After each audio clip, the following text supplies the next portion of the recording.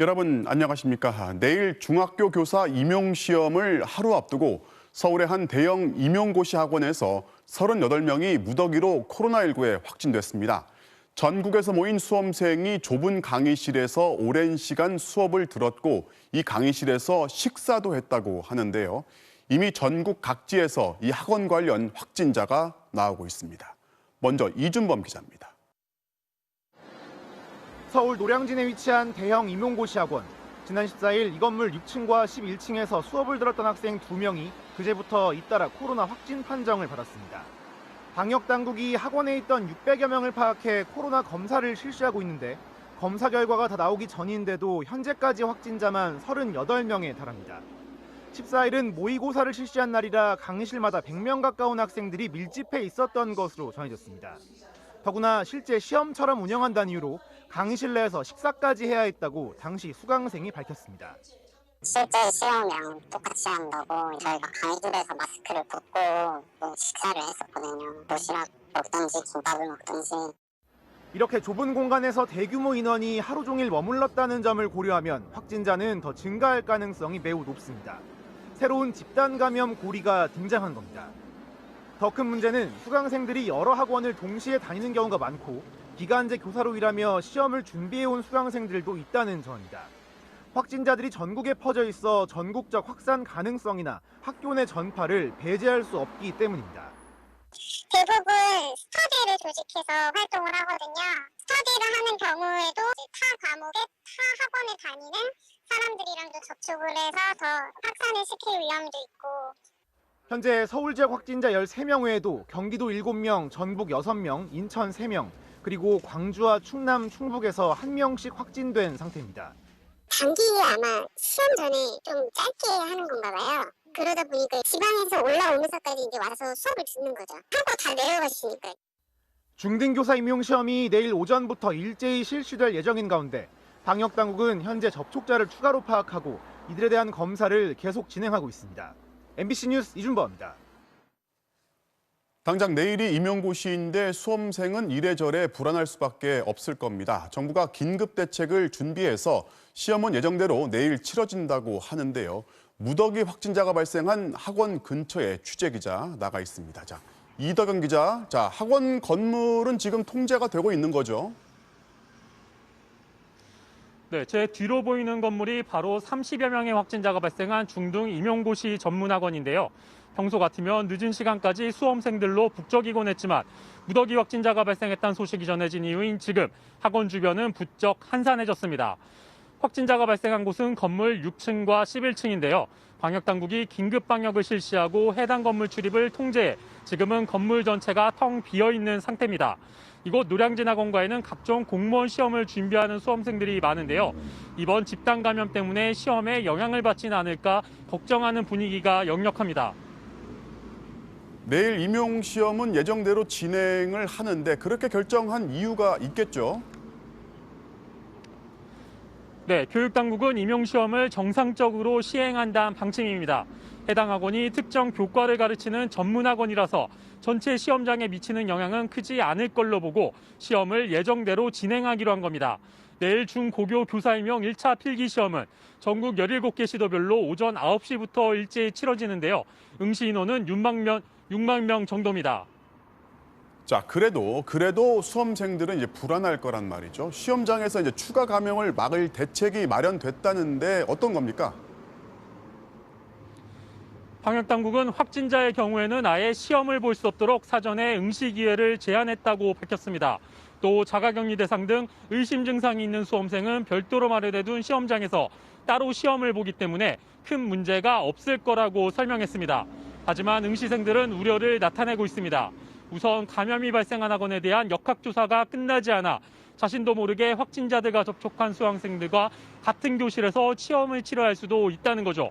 이와 관련해 방역당국은 오늘 밤까지 최대한 신속한 조사를 진행해 확진자와 밀접 접촉자를 최대한 가려내 본인들에게 통보하겠다고 밝혔습니다. 또 시험 감독관들도 전원 진단검사를 받게 하고 시험장 방역도 철저히 하겠다고 전했습니다. 지금까지 노량진 학원가에서 MBC 뉴스 이덕영입니다. 신규 확진자는 나흘 연속 300명대였고 증가세도 분명합니다. 결국 정부가 올해 2, 3월 신천지 대구교회발 유행, 8월 사랑제일교회 광화문 집회발 유행에 이어서 3차 유행이 시작됐다고 공식화했습니다. 지금 확산세를 잡지 못하면 연초 1차 때보다 더 심각해질 수 있다고 경고했습니다. 김하연 기자가 보도합니다. 서울 동대문구의 한 고등학교. 지난 18일 이 학교 1학년 학생 1명과 교사 1명이 확진 판정을 받은 뒤 7명이 추가로 확진됐습니다. 마스크 착용 의무 및 손 소독제 비치 등 방역 수칙을 잘 지켜주고 있었으나 같은 수업에 참여한 학생과 교사, 가족에게 전파된 것으로. 충남 선문대학교에서도 학생 8명이 보령에 있는 펜션으로 여행을 다녀온 뒤 확진 판정을 받았고 이후 같은 방을 쓰는 학생 등 6명이 잇따라 감염됐습니다. 같은 학생들이 또 이제 그 확진이 되면서 같은 룸메들이랑 또 어제 또 검사를 했는데 룸메들도 지금 또 확진을 또 받은 거죠. 기존 집단 감염에서 연쇄적으로 번진 확진자도 계속 늘어나 서울 연세대 동문 모임과 관련해 7명이 추가 확진됐고 경기 안산 수영장 집단 감염은 5명이 추가돼 17명이 됐습니다. 감염원을 특정하기 어려운 생활 속 감염 사례가 속출하면서 코로나19 신규 확진자 수는 363명으로 하루가 다르게 증가하고 있습니다. 특히 지난 1월 국내에 첫 환자가 발생한 뒤 누적 확진자 수는 3만 명을 넘어섰고 사망자도 500명대에 진입했습니다. 단순 누계로만 따지면 서울의 누적 확진자 수는 7,236명으로 1차 유행의 진원지였던 대구의 7,211명을 넘어섰습니다. 방역당국은 수도권을 중심으로 3차 대유행이 진행되고 있다고 인정했습니다. 수도권의 경우 지역사회 유행이 본격화되며 대규모 유행으로 진행되는 양상이 점점 분명해지고 있고 지난 2, 3월과 8월에 이어 세 번째 유행이 진행되고 있다고 판단합니다. 3차 유행의 원인과 관련해 방역당국은 지난 8월과 9월에 잠복해 있던 일상 속 감염이 차단되지 않았기 때문이라고 분석했습니다. 교회와 광복절 집회를 중심으로 한 대유행 이후 2.5단계의 강력한 거리 두기로 눈에 보이는 확산은 막았지만 보이지 않는 일상 속의 무증상 감염은 조용히 진행되고 있었다는 설명입니다. 방역당국은 조금이라도 의심 증상이 있을 경우 무료로 코로나19 진단검사를 받을 수 있다며 적극적인 검사를 강조했습니다. MBC 뉴스 김하영입니다. 수도권은 어제부터 거리두기 1.5단계인데 정부는 지금 추세라면 머지않아 2단계로 올릴 수 있다고 예고했습니다. 지금 수도권의 확산 속도가 지난 2월 대구, 경북과 비슷하다고 설명했습니다. 그러면서 주말과 연말 모든 모임과 회식을 취소하라고 촉구했습니다. 박진주 기자입니다. 오늘 신규 확진자 중 해외 유입을 제외한 320명 가운데 68%인 218명이 수도권에서 나왔습니다. 특히 수도권 지역 확진자는 8일 만에 100명대 초반에서 200명대 초반으로 급상승했습니다. 최근 1주간 수도권의 하루 평균 확진자는 153명, 거리두기 2단계 격상 기준인 200명 선에 빠르게 다가가고 있습니다. 방역당국은 수도권 하루 평균 확진자가 200명을 넘으면 거리두기를 2단계로 올리는 걸 적극 검토하고 있습니다. 2단계 기준을 충족한다면 2주가 경과되지 않더라도 2단계 격상을 검토할 것입니다. 이런 가운데 전남 순천시는 전국 지자체 가운데 처음으로 오늘부터 거리두기를 2단계로 격상했습니다. 전파 속도가 빠르다고 판단해 순천시가 선제적인 대응에 나선 건데 시내 곳곳에 인적이 끊겼습니다. 외출은 산책밖에 못 나가요. 잠깐씩 그냥 친구들 만나고 그랬는데 다시 2단계 돼서 다시 못 나갈 것 같아요. 하루 만에 코로나19 확진자가 20명 넘게 쏟아진 전북 익산과 전주도 주말부터 1.5단계로 격상하는 등 거리두기 단계를 올리는 지자체가 갈수록 늘고 있습니다. 정세균 국무총리는 대국민 담화를 통해 이번 확산 추세를 차단하지 못한다면 하루에 600명 넘게 확진자가 나왔던 전국적 대유행 상황이 다시 올 수 있다고 경고했습니다. 지금의 확산 속도는 지난 2월 대구, 경북에서의 위기 상황과 흡사할 정도로 매우 빠릅니다. 지금 확산세를 꺾지 못하면 그나마 숨통이 트였던 우리의 일상이 다시 제약될 것입니다. 특히 최근 백신에 대한 기대감이 방역에는 오히려 독이 되고 있다며 주말과 연말 모든 모임과 회식을 취소해달라고 거듭 당부했습니다. MBC 뉴스 박진주입니다. 딸을 KT에 부정 채용시킨 혐의를 받고 있는 김성태 전 자유한국당 의원이 항소심에서 유죄를 선고받았습니다. 재판부는 1심과 달리 딸의 채용 기회를 얻게 된 것도 분명히 뇌물에 해당한다고 판단한 건데 김 전 의원은 납득할 수 없다고 반발했습니다. 임현주 기자가 취재했습니다. 딸의 KT 부정체육 의혹을 강하게 부인하며 1인 시위까지 불사했던 김성태 전 자유한국당 의원. 피를 토하는 심정으로 국민 앞에 섰습니다. 또 참으려 했지만 이 억울함은 저 스스로도 어쩔 수가 없습니다. 하지만 딸의 채용을 청탁한 혐의로 재판에 넘겨졌습니다. 올해 초 1심은 채용 과정에서 딸이 부정한 특혜를 받은 건 맞지만 KT가 딸을 입사시킨 걸 김 전 의원에 대한 뇌물로 보긴 어렵다며 무죄를 선고했습니다. 정치 보복에서 비롯된 정치 공작에 의한 김성태 죽이기 수사였습니다. 반면 항소심은 이 같은 판단을 완전히 뒤집었습니다. 먼저 2011년 김 전 의원이 KT 측에 딸의 이력서를 준 뒤 여의도 일식집에서 이석채 당시 KT 회장을 만나 딸 채용을 직접 청탁했다고 인정했습니다. 그리고 다음 해인 2012년 국회 환경노동위 간사였던 김 전 의원이 이 회장이 국정감사에 불려 나오지 않게 증인 채택을 무마시켜주자 KT가 그 대가로 딸을 채용했다고 봤습니다. 딸의 채용 기회를 얻은 것은 사회적 통념상 뇌물을 받은 것과 동일하다며 뇌물죄를 유죄로 보고 징역 1년에 집행유예 2년을 선고했습니다. 김 전 의원은 강하게 반발했습니다. 이석채 회장 정인 채택 건은 당시 환경노동위원회 핵심 이슈가 아니었습니다. 그럼에도 불구하고 검찰에 의해서 날조되어진 이 공소 사실에 대해서 항소심에서 이런 결과를 냈다는 것은 납득할 수가 없습니다. 즉각 상고하겠습니다. 함께 재판을 받은 이석채 전 KT 회장도 김 전 의원에게 뇌물을 건넨 혐의가 유죄로 추가되면서 징역 1년 6개월에 집행유예 2년으로 형량이 늘었습니다. MBC 뉴스 임현주입니다. 과연 흡연자에게 암이 발생한 책임을 담배 회사한테 물을 수 있는지 그 법적 판단을 받기 위한 소송에서 법원이 6년간의 심리 끝에 책임을 물을 수 없다고 판결했습니다. 개인의 습관이나 유전 같은 담배가 아닌 다른 이유를 배제할 수 없다는 건데요. 양소영 기자가 취재했습니다. 지난 2014년 국민건강보험공단은 KTNG와 외국계 담배 회사 두 곳을 상대로 소송을 냈습니다. 20년 넘게 담배를 하루 한 갑 이상 피운 흡연자 3,400여 명이 폐암과 후두암에 걸렸는데 이들에게 보험 급여로 지급된 530억 원을 배상하라는 겁니다. 하지만 이들이 암에 걸린 게 담배 때문이라고 할 수 있을지가 가장 큰 쟁점이었습니다. 무려 6년간의 심리 끝에 법원은 발병 원인을 담배로 단정하기 어렵다고 결론냈습니다. 재판부는 생활 습관과 유전, 주변 환경 등 다른 이유로 암이 생겼을 가능성을 배제할 수 없기 때문에 담배 회사 책임을 묻기 어렵다고 판단했습니다. 흡연자들이 특정 암에 잘 걸린다는 경향이 역학적으로 인정된다고 해도 손해배상 대상인 환자 한 명 한 명이 모두 담배 때문에 암에 걸렸다고 보기는 어려워 담배 회사에 책임을 물을 수 없다는 겁니다. 담배의 피해를 법적으로 인정받는 게 쉽지 않다는 거를 잘 알고 있었지만 다시 한번 그 어려움을 확인했으나 담배 제조사의 법적 책임을 묻는 시도는 그간 번번이 좌절됐습니다. 지난 1999년 시작된 첫 소송도 15년 만에 담배 회사들의 최종 승리로 끝났습니다.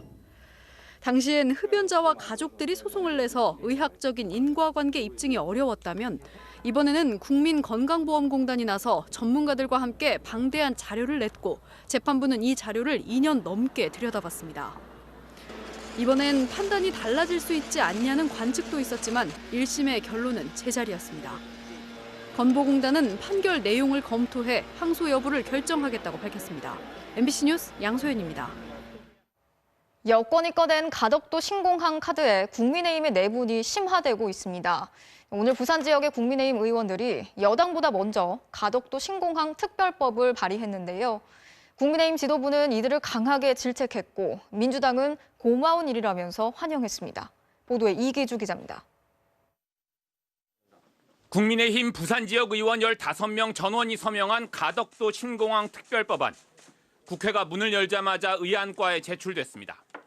가덕도 신공항 인허가를 간소화하고 예비 타당성 조사를 면제하는 내용을 담고 있습니다. 가덕 신공항을 계기로 대구부터 부산, 광주까지 전부 가덕 신공항으로 연결이 되어서 남북권 경제가 살아나서 대한민국이 지역 균형을 이루는 좋은 계기가 될 수 있을 거라고 생각합니다. 당 내부 분열이란 시각을 의식한 듯 가덕도 신공항 문제는 당내 갈등이 아닌 지역과 지역의 갈등임을 강조했습니다.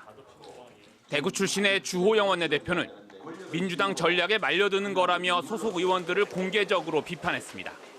당 지도부와 논의 없이 부산 의원들이 자신의 판단으로 낸 것에 대해서 강하게 질책을 했습니다.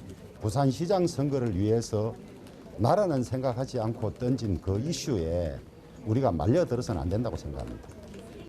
주 원내대표는 김해 신공항 재검토라는 검증위원회의 결론 자체에 문제를 제기하며 감사원 감사로 책임을 묻겠다고 밝혔습니다.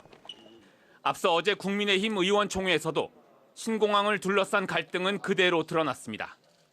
부산 의원들이 가덕도 신공항의 필요성을 주장하자 대구 경북 의원들이 반박하고 나서 지역 대결이 벌어진 겁니다.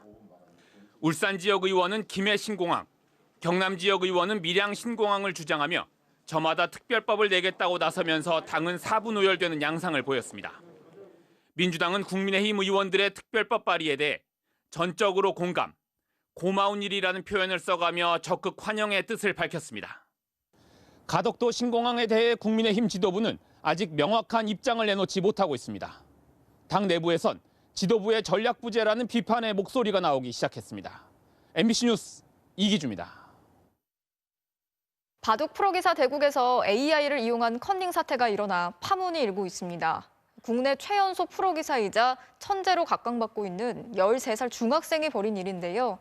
올해 초에는 프로 입단 대회에서 AI로 부정행위를 한 바둑 기사가 실형을 선고받기도 했습니다. 정진욱 기자가 취재했습니다. 지난 9월 열린 한 온라인 바둑 대회.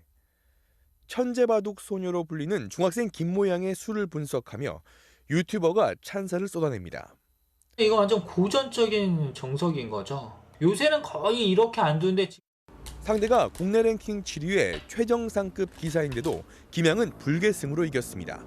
정말 깜짝 놀란 이러한 상황이었는데 정말 제가 깜짝 놀랐습니다. 하지만 이 대국을 두고 커닝 의혹이 제기됐습니다. 대국을 분석해보니 김양이 둔 수가 인공지능 바둑 프로그램이 추천한 수와 92%나 일치했기 때문입니다. 인공지능은 4년 전 이세돌 구단과 대결했던 알파고 이후 진화를 거듭해 사람의 실력을 앞지른 지 오래인 만큼 인공지능의 수와 92% 일치하는 바둑은 세계 랭킹 1위도 두기 힘들다는 얘기입니다.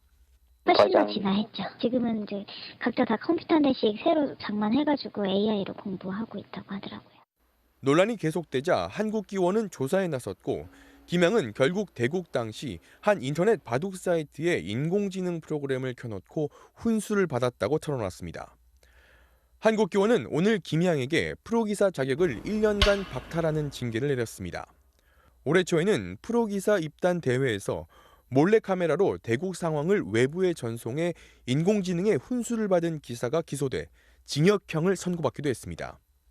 한때 사람과 맞대결했던 인공지능이 인간을 넘어설 만큼 진화하면서 인공지능 악용을 어떻게 막을 것인지가 새로운 과제로 떠올랐습니다. MBC 뉴스 정준익입니다. 1997년 2,200억 원의 추징금이 확정된 전두환 씨. 20년이 넘도록 약 1,000억 원에 달하는 추징금을 내지 않고 있죠. 그래서 가족 명의의 재산까지 추징할 수 있게 하는 이른바 전두환 추징법까지 만들었는데 정작 전 씨가 지금 사는 집조차 온전히 압류할 수 없다는 법원의 결정이 나왔습니다. 어찌된 일인지 윤수환 기자가 전해드리겠습니다.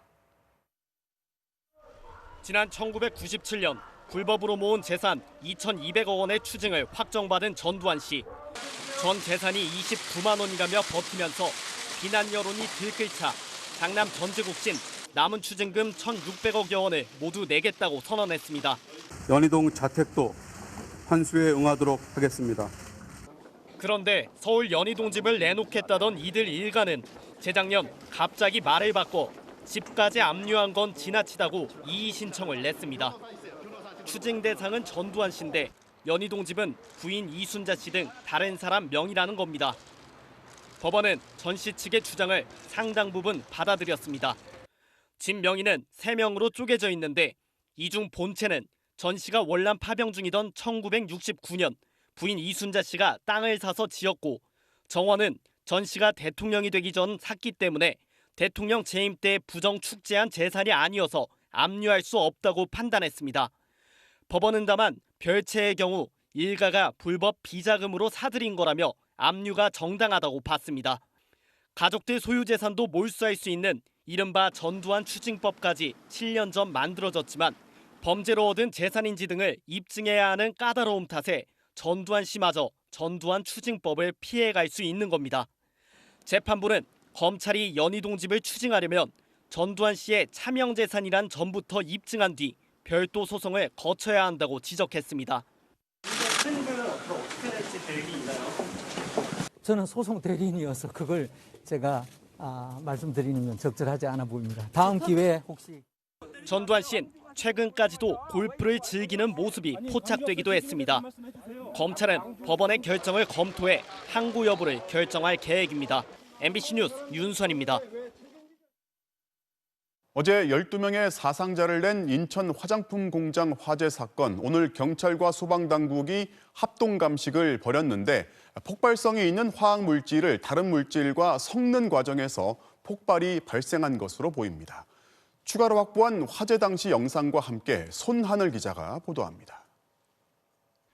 굉음과 함께 공장 건물 2층에서 엄청난 양의 화염이 치솟습니다. 건물에서 튀어나온 잔해에 차량 유리창이 깨지고 공장은 순식간에 화염에 휩싸입니다. 3분 뒤 또 다른 폭발이 일어나고 시커먼 연기가 뿜어나옵니다. 지게차 한 대가 급히 다가가자 직원들이 뜨거운 불길을 피해 지게차로 몸을 던집니다. 제대로 착지하지 못한 여성은 4m 밑 지상으로 추락했습니다. 폭발 순간의 충격에 30m 떨어진 이곳 옆 건물까지 이렇게 무거운 공장 외벽과 부서진 가로수가 날아와 떨어져 있습니다. 건물에 폭격 맞는 수준? 그 정도로 쿵 하고 굉장히 진동이 있었으니까요. 건물이 무너지면서 그 출입구가 막혀서 못 나와서. 폭발은 화학물질을 섞는 장비에서 일어난 걸로 조사됐습니다. 사고 당시 작업장 한편에 설치돼 있던 이 장비가 고장나 납품업체 직원 2명이 방문해 수리를 하고 있었습니다. 정비를 마치고 다시 기계를 가동하던 중 갑자기 폭발했다는 게 공장 관계자의 얘기입니다. 내부에 있던 다른 직원 5명은 대피했지만 장비를 수리했던 30대와 50대 남성 그리고 공장 직원인 20대 남성은 숨진 채 발견됐습니다. 숨진 장소는 기계 바로 옆, 손쓸 틈도 없이 순식간에 변을 당한 걸로 추정됩니다. 화재가 발생한 기계에선 소독 기능이 포함된 신제품 개발을 위해 폭발성이 강한 화학물질 등 최소 5가지 이상의 원료를 섞는 작업이 진행 중이었습니다. 합동 감식을 벌인 경찰과 소방당국은 첫 폭발이 난 이 기계에 대해 집중 분석에 들어갔습니다. 3분이 사망하셨고 폭발 형태로 볼 때 일반적인 상황이 아니라고 판단해서 경찰은 화장품 업체 관계자들을 상대로 안전관리에 문제가 있었는지 조사하겠다고 밝혔습니다. MBC 뉴스 손하늘입니다. 현직 부장판사가 양승태 사법부의 사법농단으로 피해를 봤다면서 양 전 원장을 포함해서 전 현직 고위 법관을 상대로 손해배상 소송을 냈습니다. 사법부를 비판하는 글을 썼다는 이유로 성추행을 저지른 법관과 똑같은 인사상의 불이익을 당했다는 겁니다. 곽동건 기자가 보도합니다. 2년 전 일선 판사 100여 명이 모인 전국 법관 대표회의는 사법농단 연루 판사들을 탄핵해야 한다는 결의안을 통과시켰습니다. 당시 대표 간사로 전면에 나섰던 송승용 현 수원지법 부장판사. 징계 절차 외에 탄핵 소추 절차까지 함께 검토되어야 할 중대한 헌법 위반 행위라는 데 대하여 인식을 같이 한다. 2014년 권순일 신임 대법관 임명 때 송 판사는 최고 엘리트 법관이 아닌 인권이나 노동, 환경에 대한 감수성을 지닌 법조인에게 대법관의 문호를 개방하자는 글을 법원 내부망에 올렸습니다. 이듬해엔 박종철 고문치사 사건을 수사했던 박상옥 후보자가 대법관으로 추천되자 소수자와 사회적 약자의 권리 보호에 적합한 후보가 추천돼야 한다며 공개 비판했습니다. 그 사이 송 판사는 양승태 대법원 시절 법원 행정처로부터 무리를 일으키는 법관으로 분류됐습니다. 성추행이나 음주운전처럼 심각한 비위를 저지른 법관들과 똑같이 취급된 겁니다. 수도권에서 먼 법원으로 발령이 나더니 황당한 뒷조사를 당하기도 했습니다. 임종원 당시 법원행정처 기획조정실장의 지시로 작성된 문건. 송 판사에 대해 주변 법관들을 선동하는 기질이 다분하다는 뜬소문 수준의 인물평을 적어놨습니다.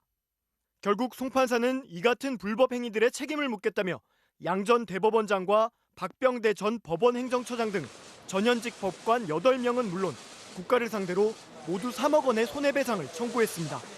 단순히 금전적 보상을 받겠다고 제기한 사건이라기보다는 사법개혁의 필요성과 사법농단의 문제점들을 다시 한번 상기시키는 의미에서 제기된 소송이라고 볼 수 있습니다. 민주당은 이미 2년 전 사법농단 연루 법관들에 대한 탄핵을 추진하겠다고 공언했지만 여전히 헛구호에 머물러 있습니다. MBC 뉴스 곽동건입니다.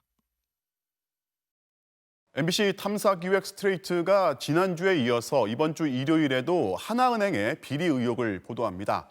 그런데 방송을 사흘 앞두고 어제 하나은행이 기자 개인을 상대로 형사 고소와 5억 원의 손해배상 소송을 냈습니다. 후속 보도를 위축시켜 보려는 협박성 소송이라는 비판이 나오고 있습니다. 이지수 기자입니다. 지난 일요일 MBC 탐사기획 스트레이트는 2탄 방송을 예고했습니다. 스트레이트는 하나은행과 금융마피아들의 이야기를 다음 주에도 이어서 보도하겠습니다. 그런데 방송을 사흘 앞둔 어제 하나은행이 내용 증명서 한 통을 보내왔습니다. 기자와 팀장을 형사 고소하고 5억 원의 손해배상 청구 소송을 냈다며 소장 표지를 첨부했습니다. 하나은행은 지난주 방송에 이어 이번 주 방송도 허위 사실로 하나은행의 권익 침해가 우려돼 조치를 취한다고 주장했습니다. 그러나 어떤 부분이 허위 사실인지는 언급하지 않았습니다. 기자 개인을 상대로 5억 원의 소송을 내고 이 사실을 곧바로 언론사에 알려온 건 매우 이례적인 일입니다. 더 이상 그런 비판을 하지 못하게 만들려는 그런 수단으로 제기되는 소송을 이제 전략적 봉쇄 소송이라고 하는데요. 그런 일환으로 볼 수가 있고 공익성을 추구하면서 보도를 하려고 했던 그 언론 기자에 대해서 제기한다는 것은 굉장히 바람직하지 못한 선택이 아닌가 생각이 듭니다. 하나은행의 이런 행태는 처음이 아닙니다. 최근 옵티머스 사기 사건에 하나금융 고위급이 거론되자 임원들이 언론사를 찾아가 삭제하라고 요구했습니다. 2017년에는 하나금융 회장을 비판한 기사가 실리자 임원이 언론사에 광고비 2억 원을 제안한 녹취록이 폭로되기도 했습니다. 언론사가 이 제안을 거절하자 하나은행은 곧바로 기자를 형사 고소하고 3억 원의 손해배상 소송을 냈습니다. 이런 행태들은 그룹 회장이나 부회장이 기사화될 때 벌어졌습니다. 왜 재벌급이 됐냐면 삼성의 이재용 회장도 검찰에 출두할 때는 포토라인에 섰어요. 그러니까 은행권 채용 비리할 때 은행장들, 지주회장들 포토라인조차도 안 섰어요. 이거는 재벌을 이제 뛰어넘는다는 거죠. 일요일 방송되는 스트레이트는 하나은행의 채용 비리와 옵티머스 사건 의혹을 집중 보도합니다. MBC 뉴스 이지수입니다. 화이자나 모더나 같은 미국의 제약사들이 성공적인 임상 실험 결과를 발표했다면 중국의 국영 제약사가 우리 백신은 이미 100만 명 정도 접종했다고 밝혔습니다. 그런데 아직 임상 3상 단계에 있는 백신입니다. 브라질은 이런 3상 단계의 중국산 백신을 벌써 수입하고 있는데 반대하는 시위가 시작됐습니다. 베이징 김희웅 특파원이 보도합니다. 오늘 새벽 브라질 상파울루 공항, 흰색 화물 항공기에 실려 도착한 건 중국산 코로나19 백신입니다. 1차로 12만 회 분량이 들어왔고 연말까지 600만 회 분이 예약돼 있습니다. 브라질에 도착한 중국 백신은 곧 시험 접종에 들어가는데 이미 중국에선 넉 달 전부터 접종이 이루어지고 있습니다. 중국 저장성 이우시의 종합병원, 길게 늘어선 줄은 코로나 백신 접종 대기줄입니다.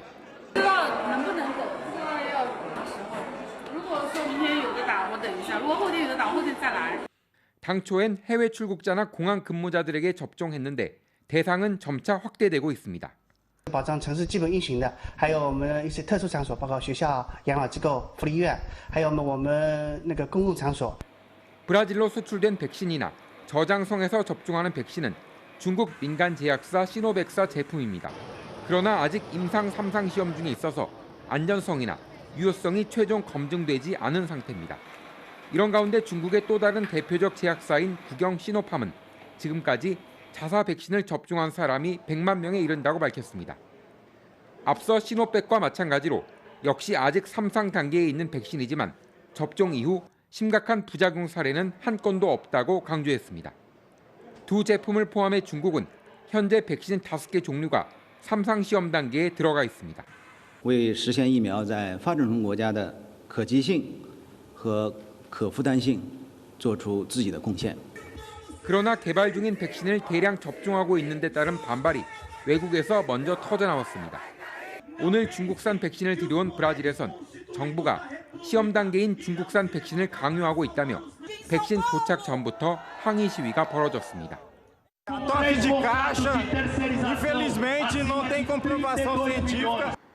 중국 백신 제약사들은 아직 3상 시험 결과는 공개하지 않고 있습니다.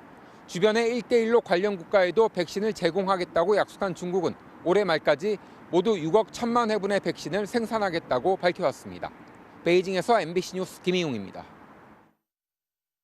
집 안에 세워둔 전동 킥보드에서 불이 나는 사고가 발생해서 집 내부가 불타고 주민 3명이 다쳤습니다. 최근 전동 킥보드 이용자들이 늘면서 그만큼 각종 화재도 잇따르고 있죠. 이 킥보드 내부에 들어가는 불량 배터리가 원인인 경우가 많아서 철저한 관리가 필요해 보입니다. 김수근 기자가 취재했습니다. 어제 저녁 서울의 한 다세대 주택에서 불이 났습니다. 주민 2명이 가까스로 구출되고 불이 난 집에 혼자 있다 탈출한 60대 남성은 병원으로 옮겨졌습니다. 이 60대 남성이 1년 반 전에 구입해 집안 거실에 세워둔 중국산 전동 킥보드가 불씨였습니다. 거실과 베란다는 잿더미로 변했고 집안 곳곳이 강한 불길에 시커멓게 그을렸습니다. 소방당국은 전동 킥보드의 배터리가 과열되면서 불이 난 것으로 추정하고 있습니다. 주인 역시 하루 전 충전을 끝낸 뒤 세워둔 킥보드에서 불이 나는 걸 직접 목격했다고 말했습니다. 전부 뽑아져 있는 상태예요. 그 틈새로 그냥 온도 높은 불빛, 파란 색깔이 양쪽 앞하고 뒷부분에서 그냥 튀어나와. 완전히 죽는 줄 알았어요. 저가 불량 배터리는 열이나 충격에 약해 충전 여부와 상관없이 불이 나기 쉽습니다. 전동 킥보드에 들어가는 리튬이온 배터리가 운행 중 충격을 받아 손상되면 전기가 통하는 물질, 즉 전해질이 흘러나오는 게 원인입니다. 비싼 거를 쓸 이유가 없죠. 전동 킥보드 같은 거는 충돌도 많이 하고 하여튼 되게 험하게 쓰는 물건이잖아요. 배터리 자체도 저품질이고 그 회로도 엉터리고. 작년 9월 광주광역시의 한 아파트에선 충전 중이던 킥보드에서 불이 나 50대 부부가 사망하기도 했습니다. 전동 킥보드는 최근 3년 사이 37만 대가 팔렸는데 지난 2016년 5건이었던 화재 건수가 올해는 8월까지 51건, 10배 이상 급증했습니다. MBC 뉴스 김수근입니다.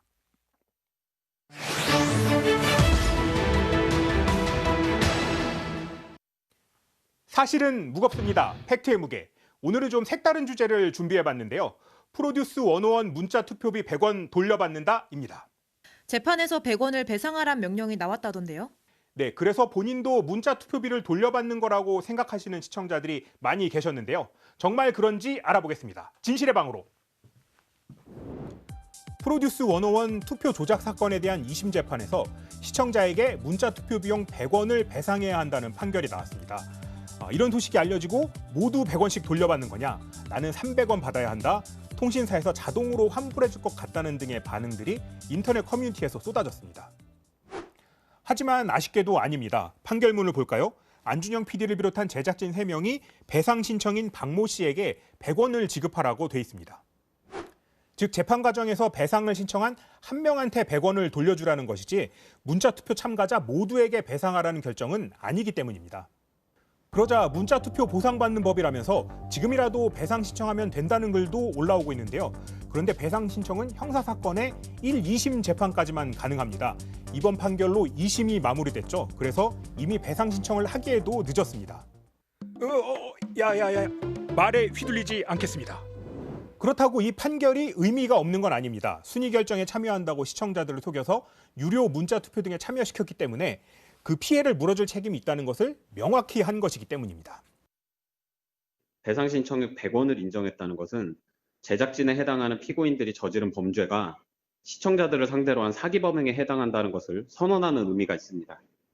이 판결이 대법원에서 유지가 되면 제작진의 법적인 책임도 확정이 되는 것이기 때문에 배상을 요구할 근거는 충분히 있는 거죠. 그럼 어떤 방법이 있을까요? 민사소송을 통하는 방법인데요. 이때는 문자 투표 비용 100원은 물론 정신적 피해에 대한 추가 배상 요구도 가능하고요. 제작진을 고용해 프로그램을 맡긴 주체인 CJ ENM에도 함께 책임을 물을 수 있다고 합니다. 지금까지 팩트의 무게였습니다.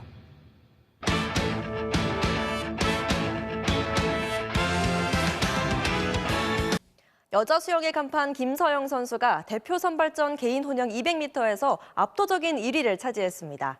최근 개별 종목 기록을 줄줄이 단축시키면서 도쿄올림픽에 대한 기대감을 높였습니다. 정준희 기자입니다. 압도적인 레이스 끝에 터치패드를 찍은 기록은 2분 10초 69. 목표했던 2분 9초대엔 진입하지 못했지만 한 달 전 기록을 0.35초 줄인 여경이었습니다.